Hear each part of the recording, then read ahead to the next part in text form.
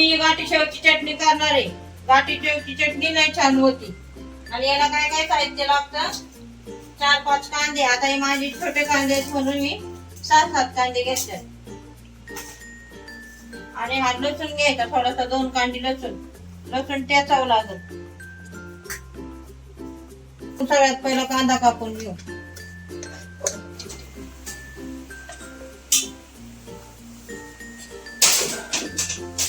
जसं मी तुम्हाला काल सांगितलं होतं, कांद्यात लगेच तेल नाही घालायचं.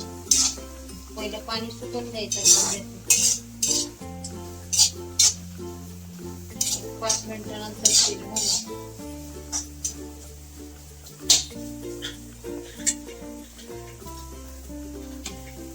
आता मी तेल घालायचं.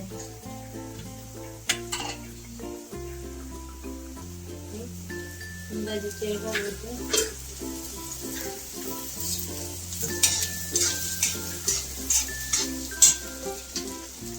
तेल अंदाजे घालू शकता तुम्हाला आवडीनुसार. मला किती तेल घालायचं ते.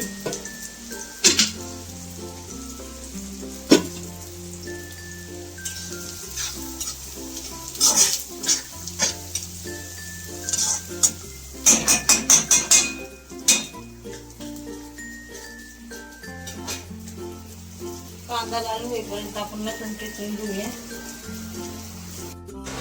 आता हे कांदा लाल झालाय. आता आपण त्याच्यात लसूण घालणार आहे. तेव्हा मी लसूण ठेचून ठेवलाय.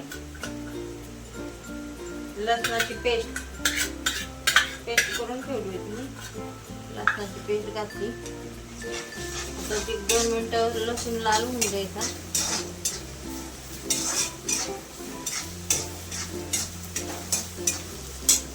आणि माझा हा घरचा मसाला आहे. घरचा मसाला घालणार आहे मी. घरचा मसाला, हळद आणि मीठ. साधं आणि सोपं आणि चविष्ट. मी ना तुम्हाला सगळ्या प्रकारच्या साध्या भाज्या शिकवणार आहे. आणि एकदम सोप्या, बनवायला सोप्या आणि खायला खूप छान.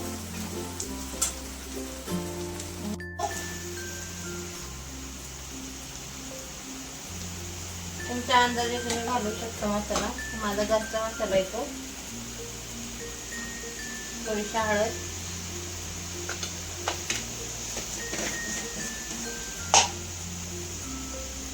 चवीपुरतं मीठ. मी हलवून घ्यायचं एकदा.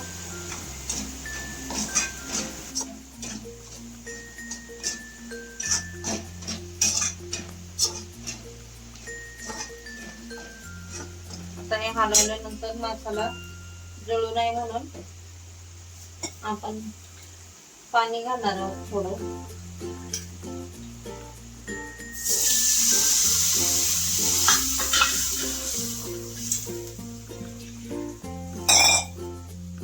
जास्त पाणी नाही घालायचं, थोडं पाणी घालायचं. मसाला जळू नये म्हणून आपण हे पाणी घातलंय. करपट लागत नाही मसाला.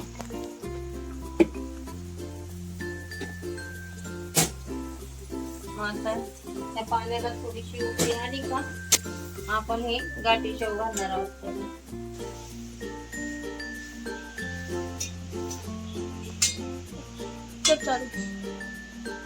आता आपण हे उकळी आलेली आहे, याच्यात गाठी शेव घालूया.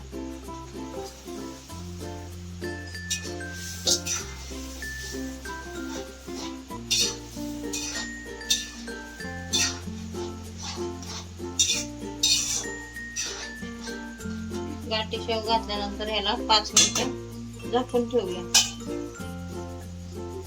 गॅस बारीक करून झाकण ठेवूया. 5 मिनिटानंतर आपली चटणी तयार.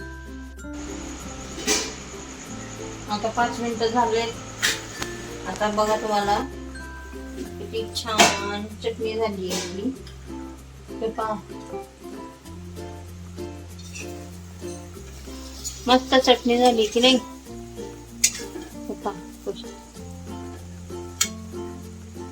पहा तुम्ही बघू शकता मस्त सुकी चटणी झाली आहे की नाही. अशा प्रकारे गाठी शेवची चटणी करायची. आता हे आपण गॅस बंद करतो. आता ही चटणी आपली झाली.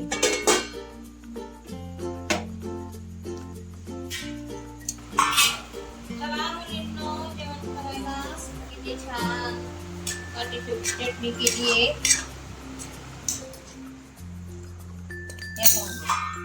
मी तर लगेचच जेवायला घेणार आहे. मस्त गरम गरम गाठी शेवची चटणी, चपाती आणि याच्यामध्ये डाळ कांदा केलाय.